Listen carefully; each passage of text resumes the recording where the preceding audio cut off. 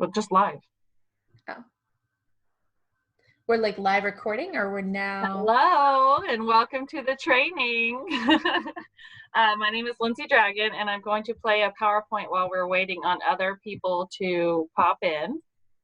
So let me real quick share my screen.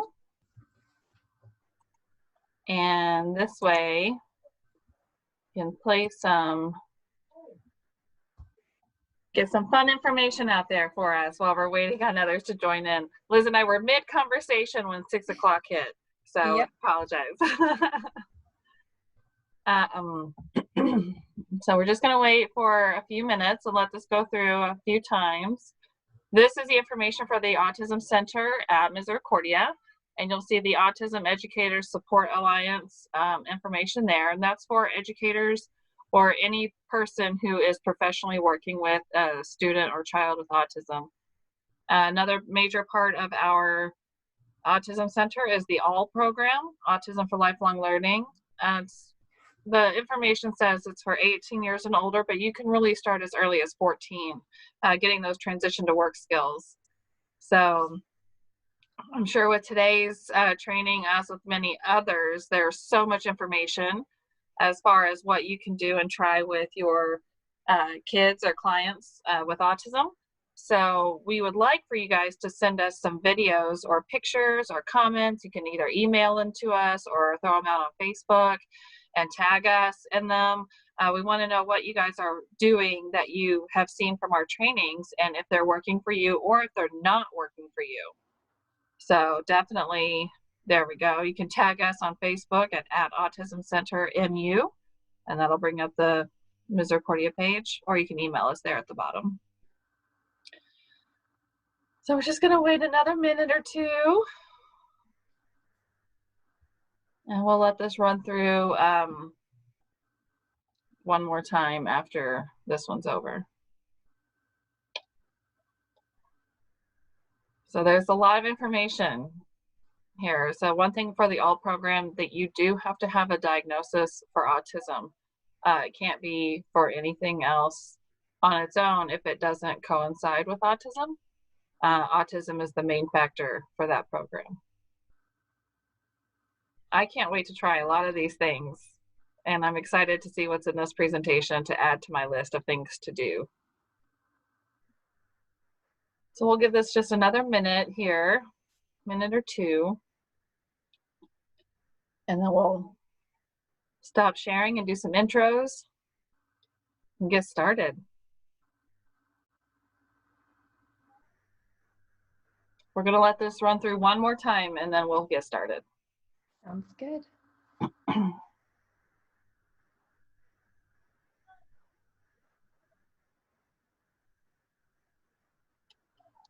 The autism hubs, you'll see the information on the next slide here.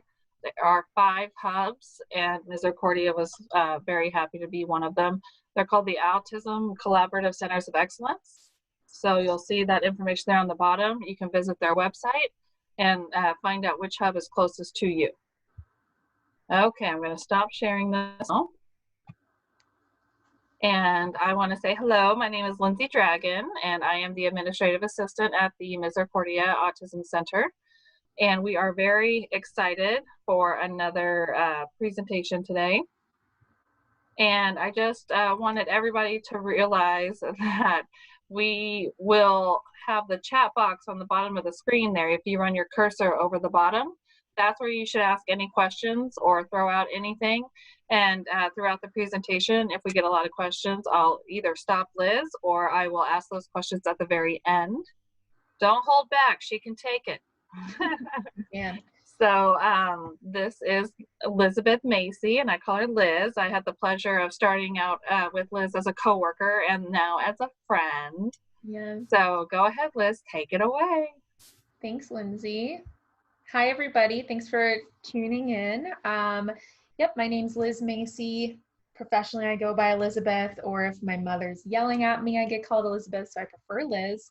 And I definitely want you to ask me questions. I would love to answer them, so please pop them in the chat so Lindsay can kindly interrupt me with them. So I am going to be going over autism and the outdoors from a parent's perspective. So let's get started. Oh, let's see. Maybe we will. Let's see how we can. There we go. So who am I? I'm Liz Masi. I went to college and received a degree, a bachelor's of science in biology. And out of college, I started working at an amazing school in the Wyoming Valley called the Graham Academy.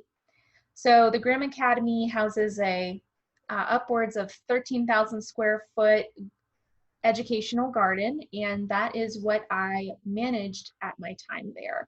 And for those who don't know, the Graham Academy serves children living with autism and emotional challenges, and the educational garden on premise is just an amazing resource to the students, to the staff, and to the parents that get to experience the benefits of having their child go through the educational gardening program.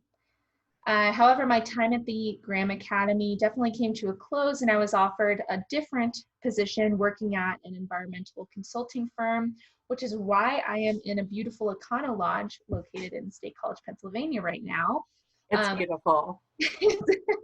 Not how I would decorate, but it's definitely clean, and that's what I want. So now I work in the renewable energy industry as a environmental consultant, and I do a lot of different things, different hands-on things like wetland delineations and GIS, and talking to a lot of people now, but now I'm just talking to adults instead of working with children. And I have to say, working with children is a lot more fun sometimes. So I still stay involved with the autism community. It's something I'm very passionate about. It's something I worked in for 6 years prior to being at Schoner Environmental, which is where I work now. And I think it's very important, and I can see the benefits that it has. Specifically, you know, now being friends with Lindsay, seeing the benefits it has on her child who has autism, Jackson, and I'm happy to share it with you and work you through any of the fears and anxieties that kind of come with the great outdoors. So the rundown of this is that this is the first video of a two-part series. There's kind of a lot to digest here, and I think to make it more enjoyable for myself and for you is to break this up into 2 parts.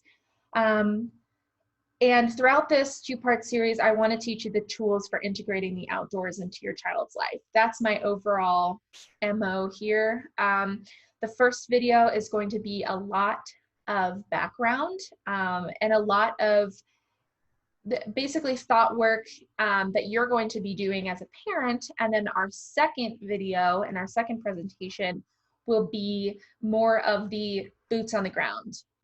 So today's presentation is going to be all about thought work and the background behind this, and our second presentation will be boots on the ground and taking your kiddo outside and having fun with that. So Lindsay had mentioned, but yes, please comment your thoughts and questions throughout the video. I really want to hear from you. I love to talk, and I want to be able to work you through anything. So definitely take advantage of that. Okay, so like I said, video 1 is going to be a lot of background. So we're going to go over 3 main things.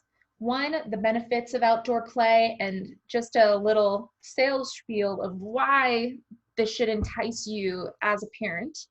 2, going over how we're going to get started with that, and overall it's going to be in the home. And then 3, I'm going to go over 2 sample activities / lessons. They're very simple, but simple is better as a parent, and especially for you know, just getting started with something new. So we're going to start with the benefit of outdoor play and go over a couple different aspects of this. 1, we're going to go over life skills. Obviously, being outside can teach you so many life skills that you don't even know are happening, whether you're going out as an adult or as a child. Healthy lifestyle, how this can really, you know, work towards creating a healthy lifestyle, whether that's diet and exercise, or maybe even both.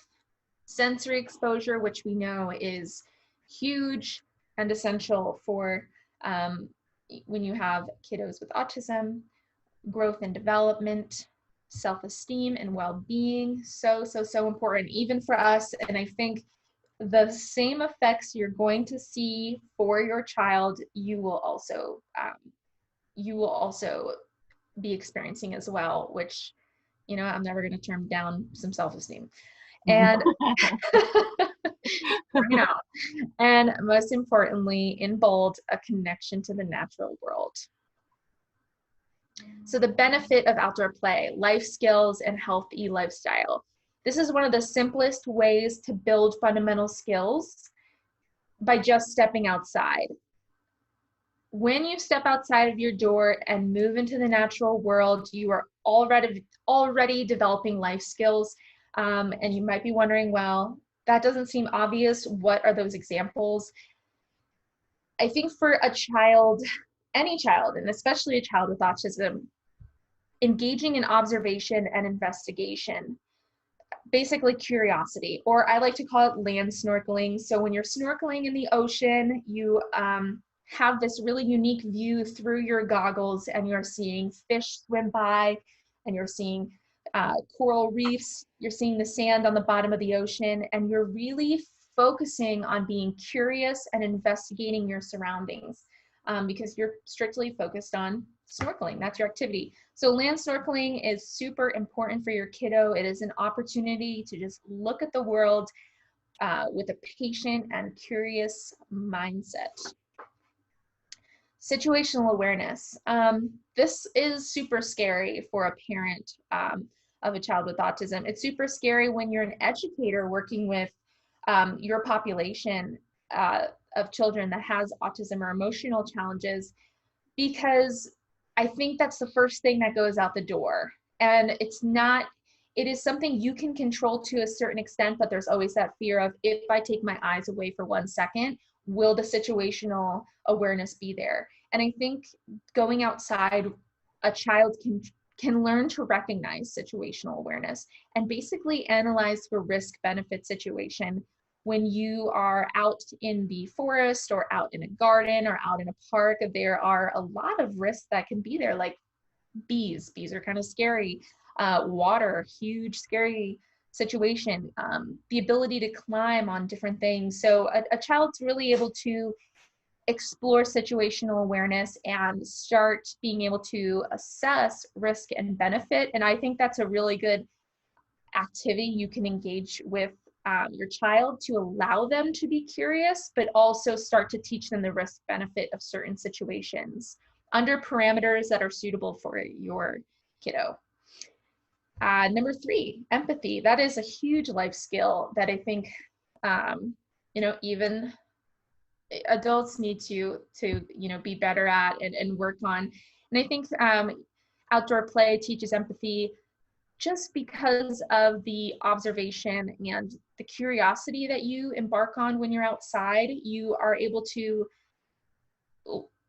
learn a certain amount of respect and love for the space you're in, because you want to keep it looking beautiful and you want to be respectful towards it. So empathy is something that naturally comes out of it. A garden is a really good place for this. A lot of kids are really curious about things like flowers. And I noticed at my time at the Graham that empathy was taught almost immediately when a child would walk up to a flower, think it was pretty cool, immediately rip the flower off and destroy it, and oh no, the pink pretty flower's no longer there. And I noticed that when they would come back to that same flower bed, they wouldn't touch the flower because they realized it was actually very beautiful, and they wanted to keep it looking that way. They explored it, and we'll go over that and how that's okay, but empathy comes from that. Communication skills, I saw that a lot with bringing kiddos into the garden. They were able to advance their communication skills and be able to understand what they need. And I think the communication skills out in the outdoors are very practical. Things like, I need water, or I'm too hot. Communication skills that parents and educators often try to promote. These are things that come a little bit more naturally in the outdoors simply because of the exposure. Now, I definitely think this one can take the longest amount of time because sometimes our kids will want to keep playing because they are having fun and totally not realize that their skin's burning from sunburn, but it's something that we can definitely work towards teaching them. And pro-social behavior or collaborative thinking. Being outside, and I think especially if you start by taking your kid into public parks, there are going to be other people there. And if you take them to playgrounds, which that is outdoor play for sure, your kids are going to be able to start engaging in pro-social behavior and start to work with the children of varying ages around them, and that is so important to integrate that into society. Unfortunately, I think sometimes children with autism are so into their own world and having so much fun on their own that they forget that there's a room of kids around them that maybe want to be their friends, but they're just not there yet to be able to talk to them. And I think getting outside and getting into shared spaces, which is kind of scary for the current state of the world, is a great thing for your kid. Sensory and physical development.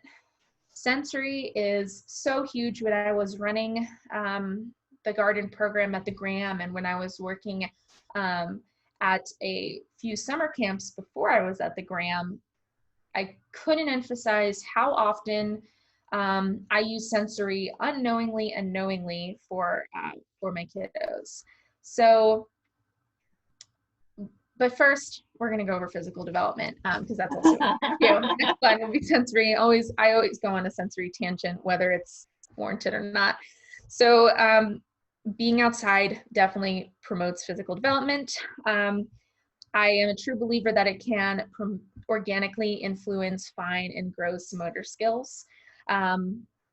This is basically how we move our bodies. So some examples of fine motor skills in the outdoors would be getting into a garden bed and working soil through your hands, or playing with small varying sizes of seeds, or holding a shovel, and basically anything you're using your fingers for.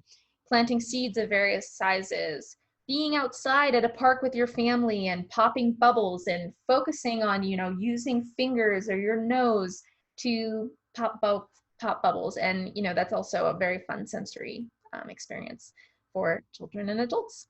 And then we have examples of gross motor skills, which are, using your limbs and using your whole body. And this could be walking or running around a local park, depending on where your kiddo's at.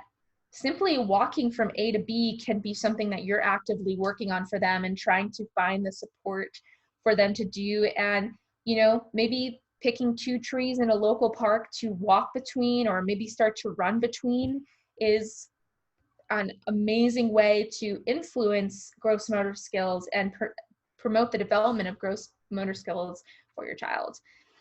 Some fun things like climbing and jumping over logs and stones on a hiking trail, or in your backyard or in a garden. And then something more specific, like if there's a log on the ground, balancing on it and using it as a balance beam. Those are really fun and easy ways to promote gross motor skills, and just let them happen naturally, whether you're hand holding or allowing your child to explore more independently.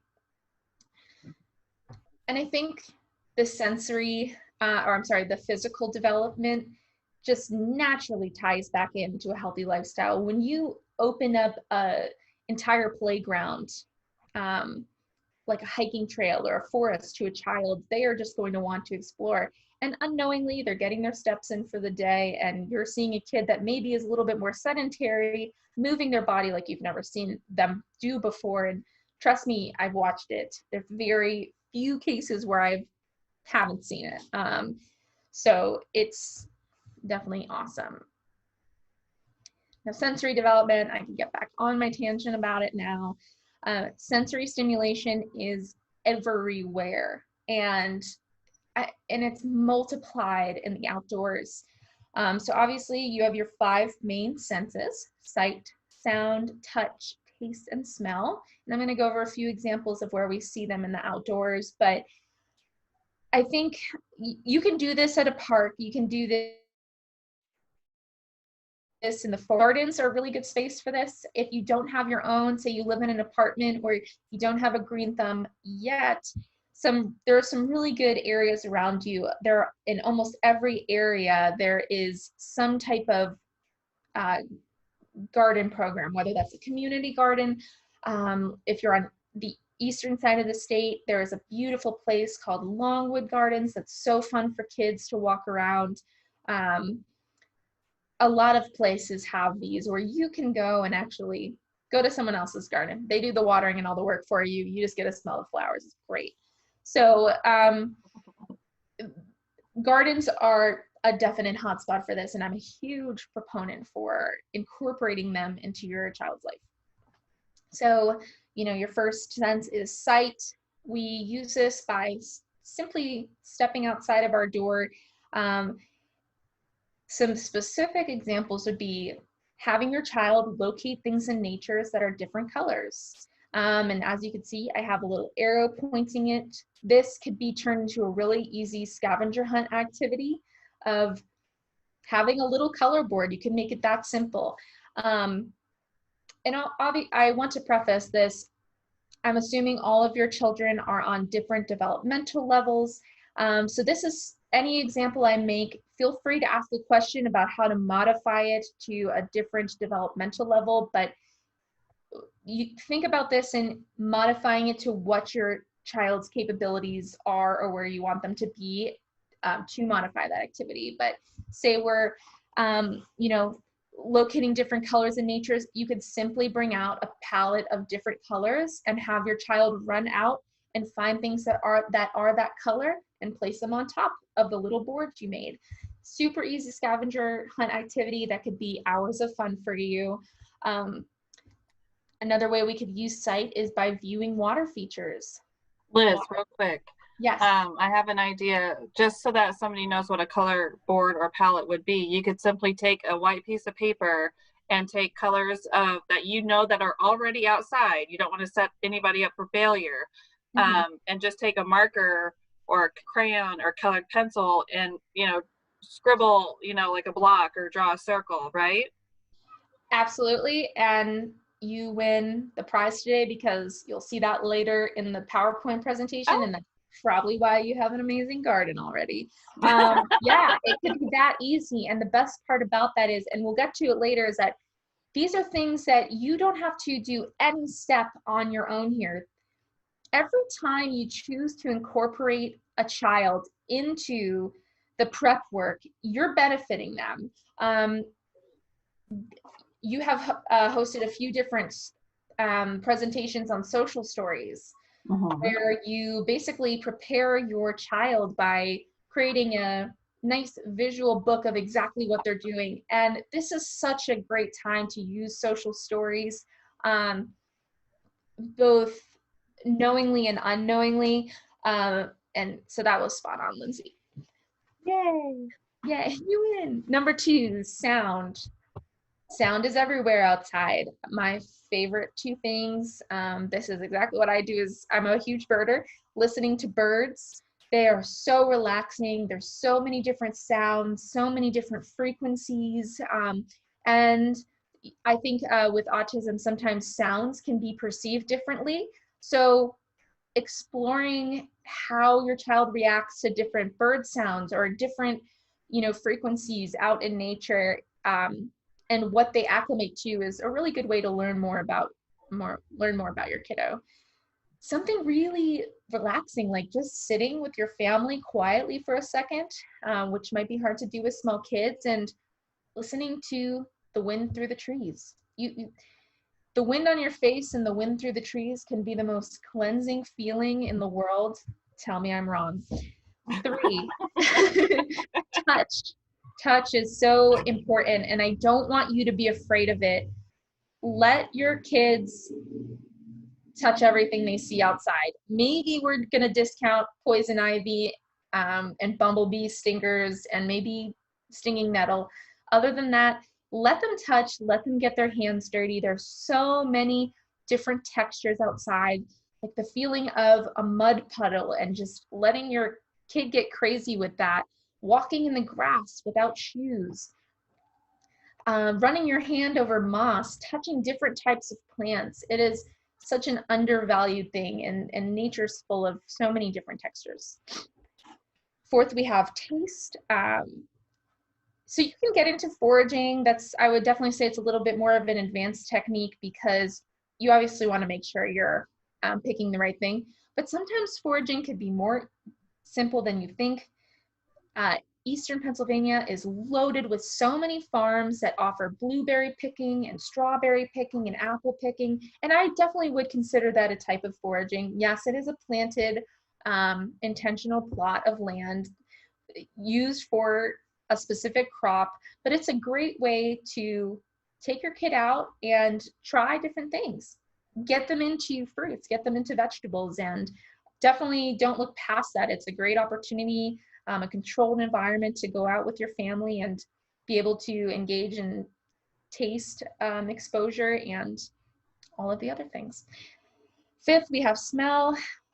This is the first thing that comes to mind when we think of a garden, sniffing flowers. Taking a handful of pine needles and just cracking them between your hands and having your child engage with that. It is super fun, and you could find so many fun different smells. Even the eggy smell that soil and mud produces if it's submerged in water sometimes. Even the ones that are a little bit less enticing, wouldn't want to have it as a candle in your home, are still fun things to explore with your kids. Who knows? Some little kids maybe love the smell of sulfur in the soil. Don't knock it till you try it.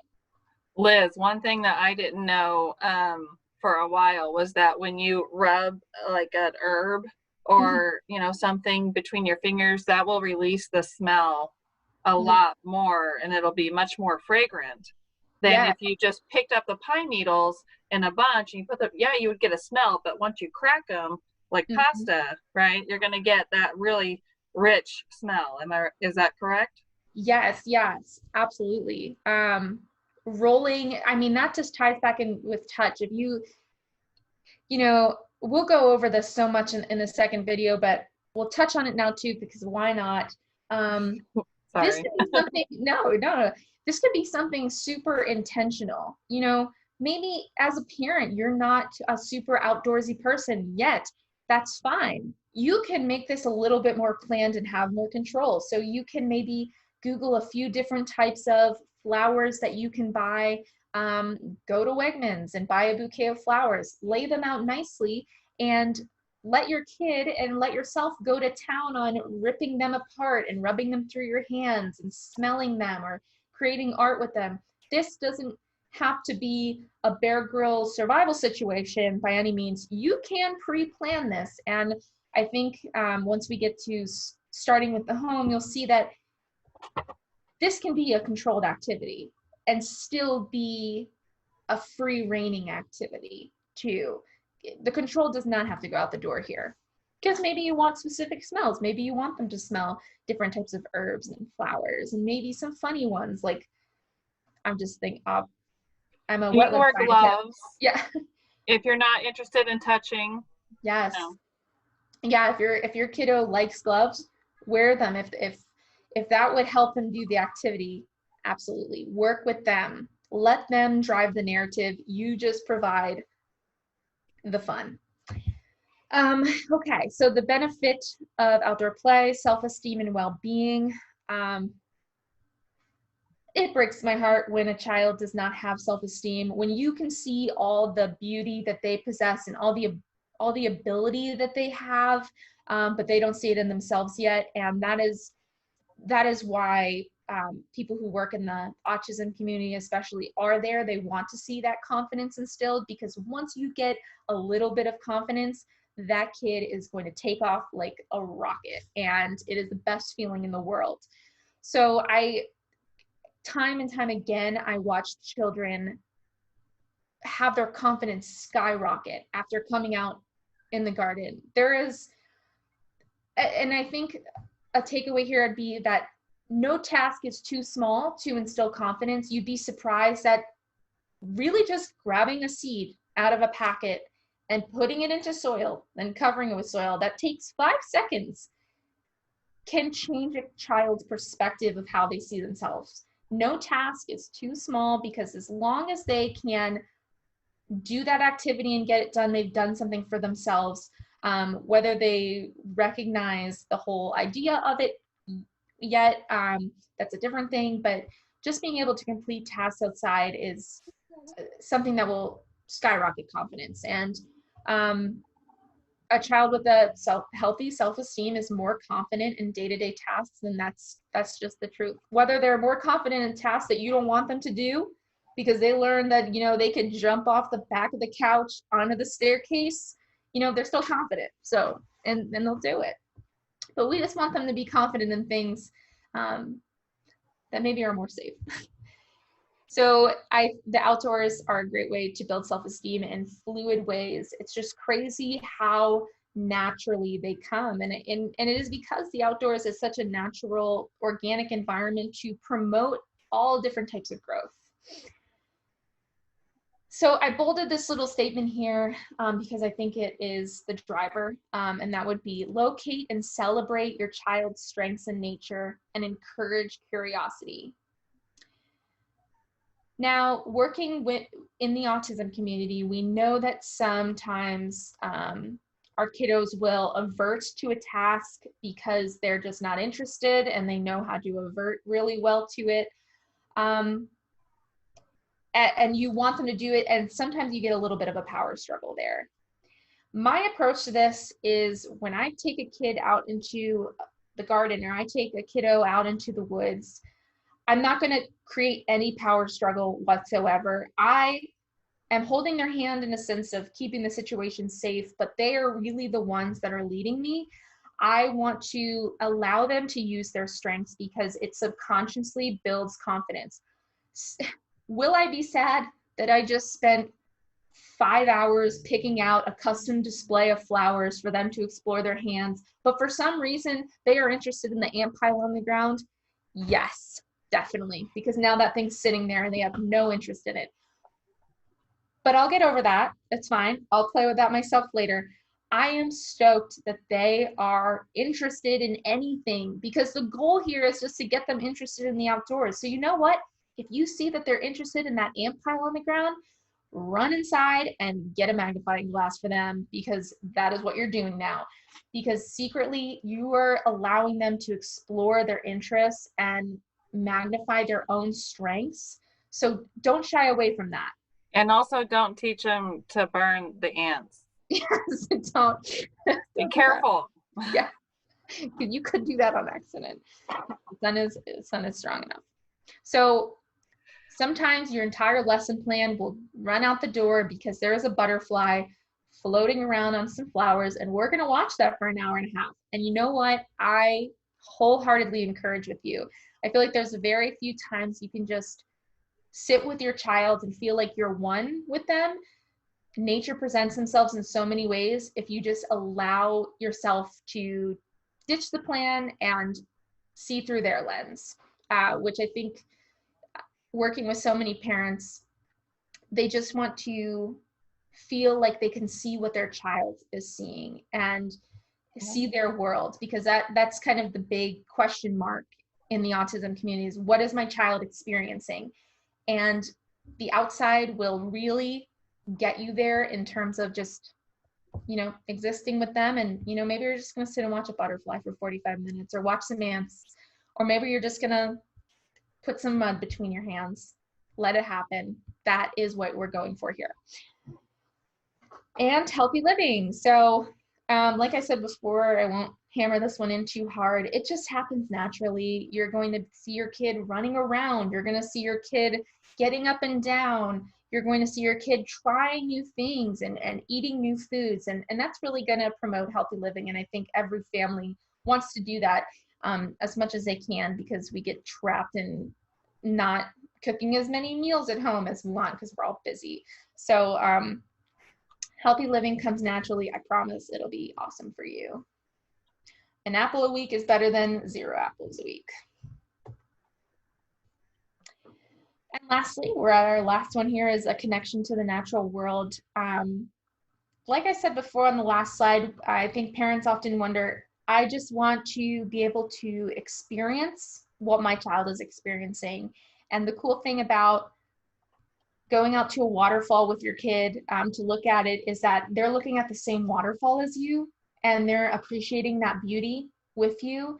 And whether they're liking a little bit something different about it, you're able to see the same exact beauty of that waterfall. And that's such a big connection tool and such a large bonding tool to have. And it's something to capitalize on and use moving forward. I like this quote by John Muir that says, "In every walk with nature, one receives far more than he seeks." And it's true. You might just think you're going out to look at a waterfall and you come back gaining so much more. You gained 10 minutes with your kid that you can cherish forever. And then another thing is that I noticed is that a connection to the natural world provides thought, formulation, and action. Children, when they're moving through nature, are allowed to formulate thoughts and complete actions that will many times surprise you. And again, it will come naturally, and it is a beautiful byproduct of that. So I went over all the beautiful pros. So that the next question is, because we always have to remain unbiased here, is, are there cons? And yes, there are cons to, not necessarily cons, but risks to taking your child outside. We know that children with autism and the autism community can present a sort of elopement risk that is very terrifying. As an educator, as a parent, the fact that your child can slip from your grip in 3 seconds is, in a blink of an eye, is horrifying. And we want to mitigate that. And when we take them outside, we might create an affinity towards the natural world that, one would think would promote an elopement risk. And a very specific example would be that I go up to Lindsay's house often to chit chat, and we're meeting with her neighbor, and we were talking about the beautiful forests of Dallas that she lives in and all these trails that are apparently behind her house. And her neighbor asked, well, why don't you go up in those trails more often? And Lindsay, who has her son Jackson, said, I would take him up there, but I'm scared that if he falls in love with it up there, that he might sneak out of the house and go up there. And that's scary because there could be people, they could get lost, they could get hurt. There were animals up there, and that's terrifying. And knowing Lindsay, who is a person who loves her backyard, who loves to garden, who loves to be outside, who loves to take her kids out there, knowing that she has that aversion to taking Jackson up there says a lot, because the last thing you would want to do is present something to your child that would ultimately hurt them. And I can 100% see how this may scare you. But I want you to remember that it's going to and will and can bring a plethora of benefits to your child. And my takeaway and my phrase will be prepared, not scared. A healthy amount of preparation towards this integration of outdoor play will allow you to drop some of those fears and anxieties. It's important to keep them in the back of your head, but when you're prepared and when you have specific plans in place for elopement risks, when you have specific plans in place for injuries and unforeseen challenges, and you're in the environment, it's a very tumultuous place sometimes. You need to be prepared, and I will teach you how to do that and not drop all the anxiety. You're a parent. You're probably gonna have anxiety forever if you have kids. But most of them, we'll get there. Am I right? Yes.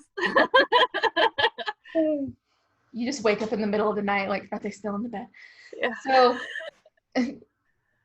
so now we're at the point of action. To begin this journey, we're going to start with the home.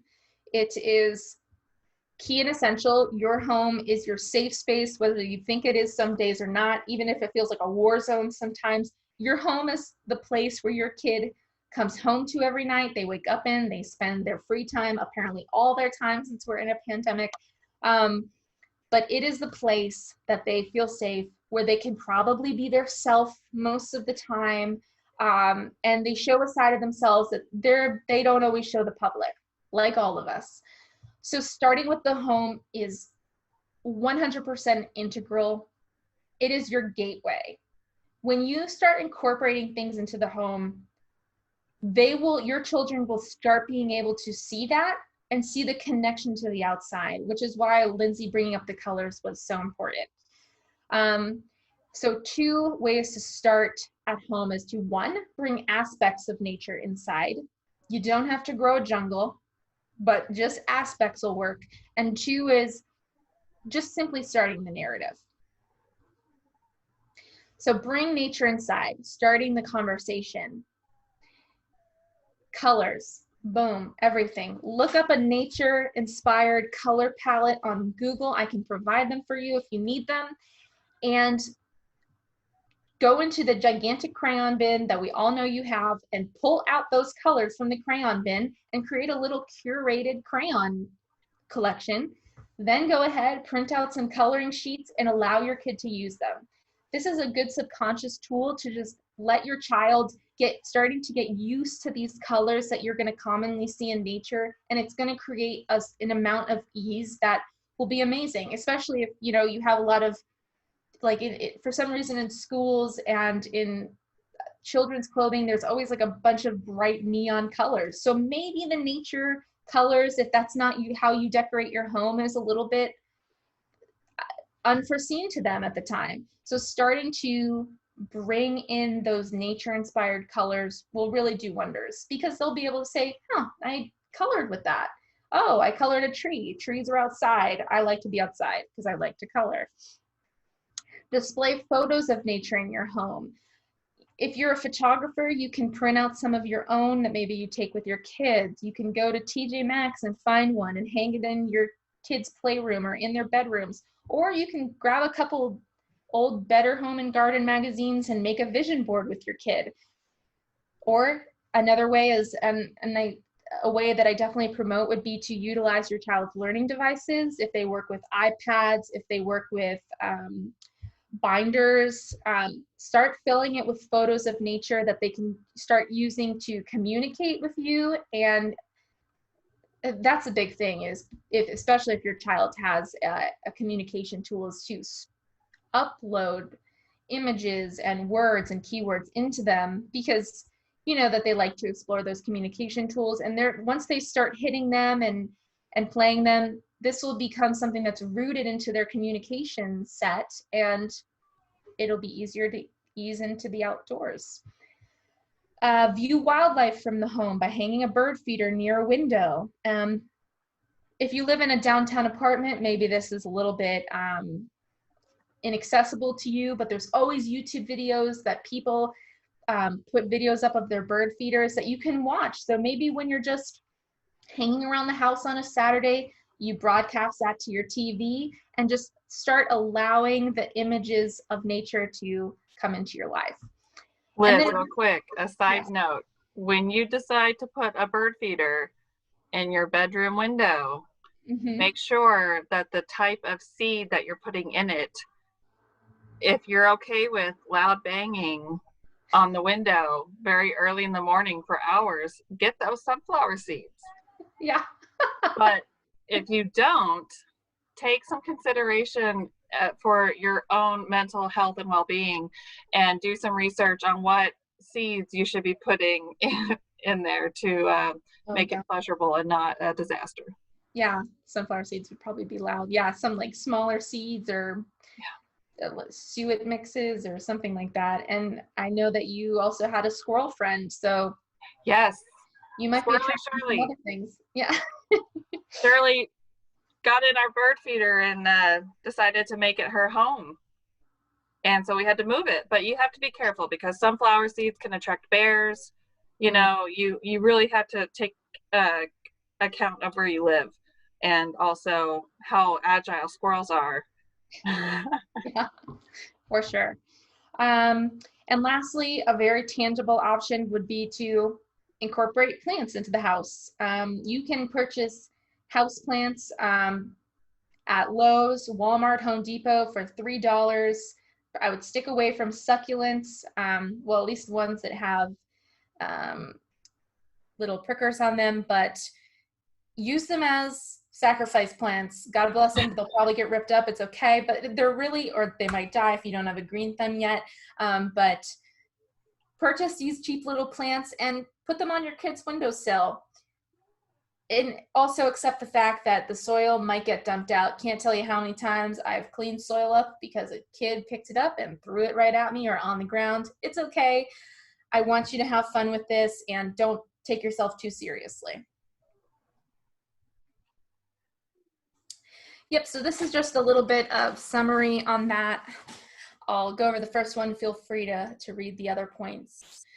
Is that by initiating nature play in the home, you have a great opportunity to identify interests. So just how I was saying before on a couple slides, that you may have spent 5 hours picking out and curating a beautiful sensory play exercise of flowers and herbs, and your child sits and looks at ants. Look at that as a total win. Everything we do out here is going to be an absolute win because you just identified an interest, and that might be really hard for you to feel like you are even able to identify what your kid likes sometimes. Anything they take curiosity in is a possible interest, and that is something you are going to be able to run with. And you know what? I will read the bulleted part because I bulleted it for a reason. So my advice at this stage would be to let your child lead the narrative here. Encourage curiosity and drop expectation. Take their interest and run with it, but be prepared to change course with them. As a parent of a child with autism, you are responsible for being their safety while exploring the natural world. Let them show you the world through their eyes. Yes, I did bold that for a reason because it is in summary to everything I said in the past couple of slides, and put it on a t-shirt. It's super important. Okay, so we're getting to the end here, and I'm going to go over 2 sample activities and lessons. So like I bolded down here, I will be verbally moving through these 2 activities. Please ask questions at this point if you have them. And you can also drop your email in the chat, and I have PDFs of these lessons plans that I can email out to you this week. So One moment. Please do not put your email in the chat slide because this is recorded and it will be going on YouTube. So I have your email already from any registrants. So if you could just let me know if you're interested, I will then forward your email to Liz. But do not put your bank info into the chat. Or your PIN. Yeah. Thank you. Yeah. So do what Lindsay said, and we can get some PDFs emailed out to you. I was an educator, so I have a lot of those in my Google Drive. And so this is why Lindsay won 100 points in a cookie, nature art. So this could be interpreted in so many ways. I'll go over a few different ways you can interpret this activity, from most simple to a little bit more involved.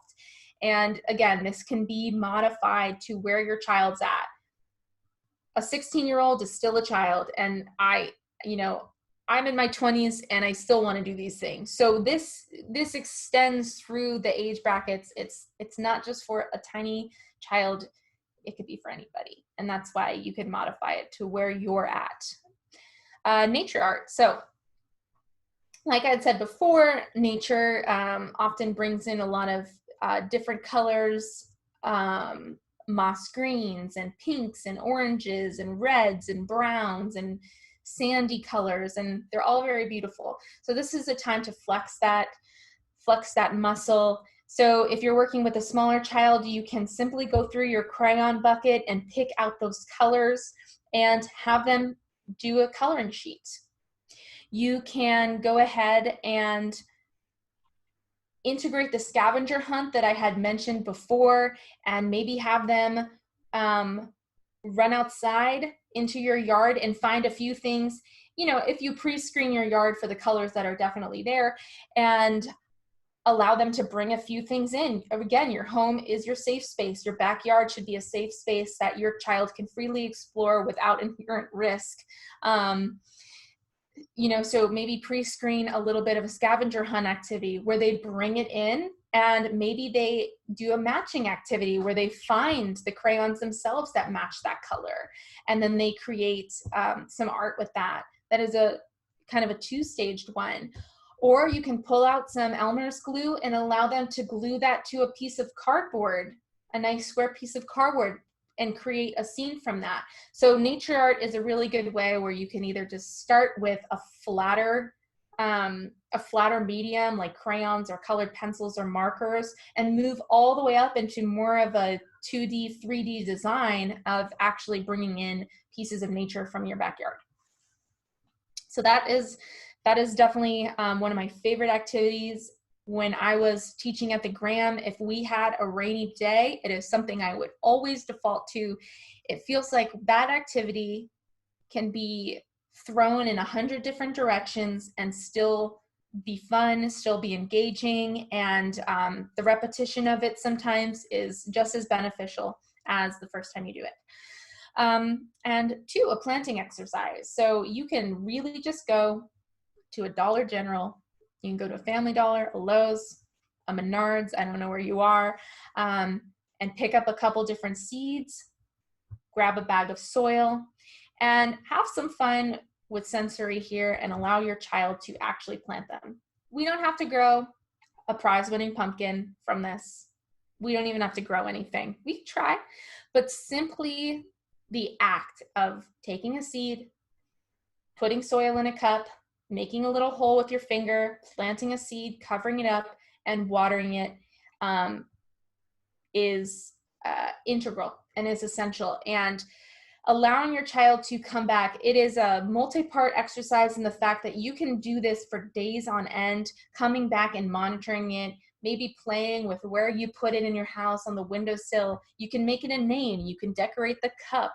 You can water it for different amounts. It does not have to survive, but just having your child engaging with the fact that putting a tiny little seed into a brown cup of soil and the fact that it could turn into a plant will interest your child. Now, a way to expedite this process, because I know that having attention span and losing interest is definitely something we fear, because I have a garden. Planting a seed into a cup and waiting for it to give you a tomato in 4 months can be nerve-wracking to adults. So this might be an opportunity where you do pick up the seeds, you do pick up the soil in a cup, you work on the planting exercise, and then maybe you pick up different stages of those plants. They definitely sell them at garden centers, and bring them in almost immediately. Create like a little cooking show where at first you're beating an egg with flour and milk, and then in 3 minutes somehow we have a finished cake. It could be like that. And the reason for that, your child's going to be able to see the end product and realize that action does influence a greater thing and, will promote patience. So those are my 2 exercises that I wanted to go over. Now, that is all I have for you. So again, if you have any questions, please feel free to comment them.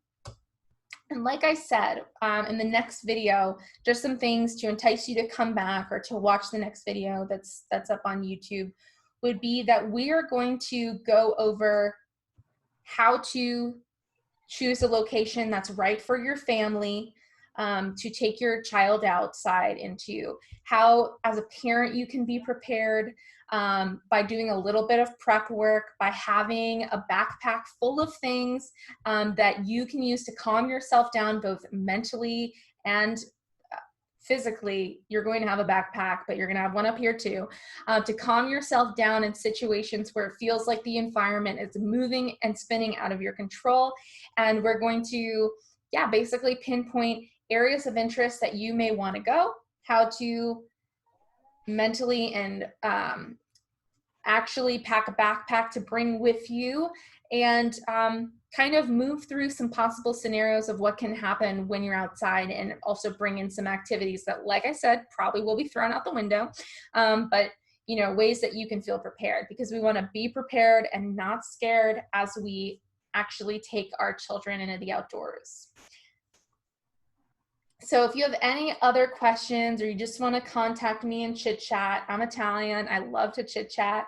You can email me. It's right there. And I also have a LinkedIn if you want to connect with me on there. I really think this will be something that's going to have a great effect on your child and on your family. I think some things people learned throughout this time in the pandemic was that family time is everything, and simply spending time together can bring you closer, even if that whole day was filled with fighting because nothing's going right. So this is a great way to further that connection and actually be able to go outside with your family and form some new memories, and have leaps and bounds with your child. And I think that's what everybody wants to see with them. So that's all from me. That's all the talking I'm going to do. Take it away, Lindsay. Well, that was awesome. I belly laughed a few times. So that was definitely a fun presentation. Thank you so much. Right now, I know we had one hand raised earlier. If you would be kind enough to put any questions you have in the chat, if you run your cursor on your computer, then you'll see the chat box on the bottom towards the middle. And you can put any questions in there for Liz. We'll give everybody a minute or two if you have any questions. And just a reminder, this will be posted on the Autism Center at Misericordia's Facebook page, and there will be a YouTube link. It'll be uploaded to YouTube and then posted. So I definitely have seen the benefits of these topics that Liz has brought to our attention. Because of knowing her, I learned from her, and I was able to implement them with my family. But the woods is pretty much our number one, like, it's a no-go zone.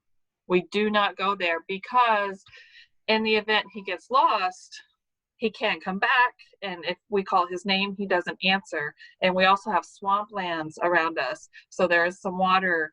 Not to mention animals. We have bears, we have, Squirrely Shirley. But I also want to learn how to get out there, and, so every Friday we take a trip to a different outdoor area. So this Friday we'll be at Francis Slocum, so I'm able to do those same things without, the fear that I have from the home trails. So yeah, it doesn't look like we have any questions right now. I would be very interested if you could send myself those lesson plans you spoke about.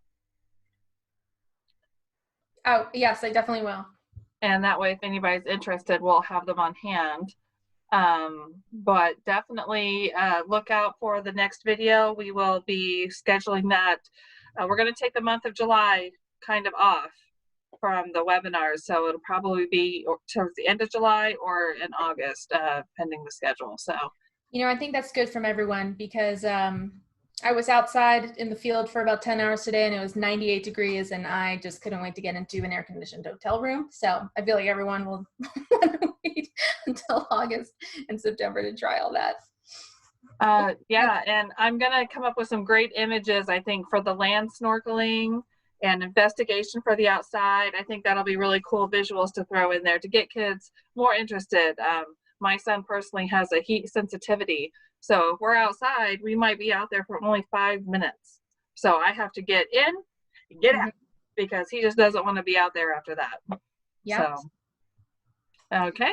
Well, again, I'm Lindsay Dragon from the Autism Center at Misericordia, and this is Liz Masi, fantastic environmental consultant, right? Yep. So, all right. Well, thank you all so much. I'm just going to double check here. Yep, land snorkeling is going to be the best. It's a So fun. that's what our comments are all about, land snorkeling. Oh yeah. Okay, well, thank you all so much. Enjoy the rest of your Tuesday and have a wonderful July 4th. All right. Okay, we're Thank going you, to end everybody. I now. appreciate your time. Thank you.